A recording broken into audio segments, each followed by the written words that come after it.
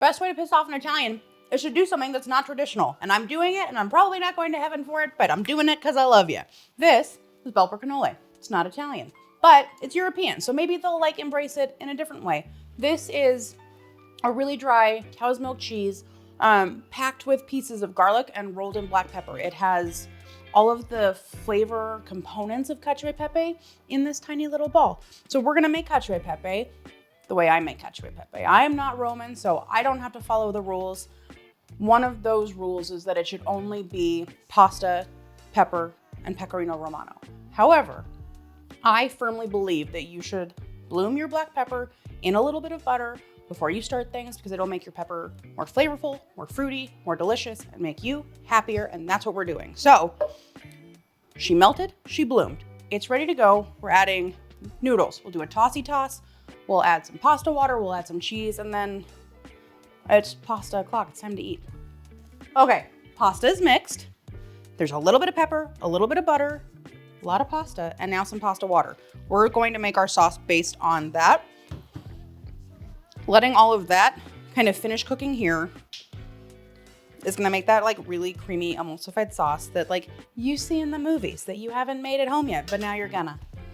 We do need pecorino romano. I am blasphemous, but not so blasphemous that we're not adding pecorino romano. So we'll start with that and then we'll finish it with the Belper. This is where our sauce starts to come together and where you want to pay attention to your pasta water content. It is strange of me to be doing this not overheat. I would be turned around, but then you'd be looking at my butt and that's kind of weird. So here we go. But there's enough pasta water in here that it'll kind of help to bring a sauce together of all of that butter that I cheated with, the cheese, and we're probably gonna need more pasta water. This is Martelli spaghetti, and because of its starch content and because of the way that it's made, it soaks up a really good amount of this. So I find myself needing to add pasta water probably 3 times while I'm doing this, but the end result is silky, sexy, and worth it. Ugh. Macaroni in a pot sounds.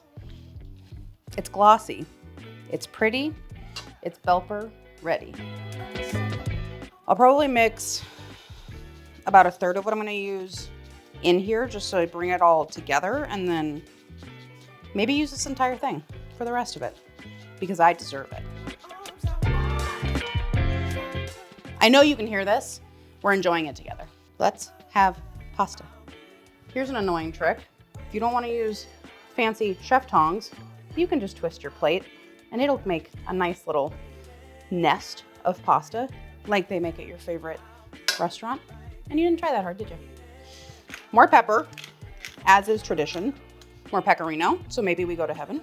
And then more Belper, because I said so. It does this really beautiful like raining shower effect that no cheese can compare to. I stand by that.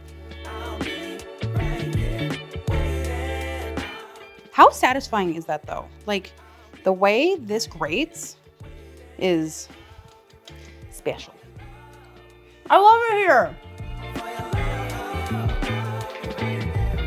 Cheese for president.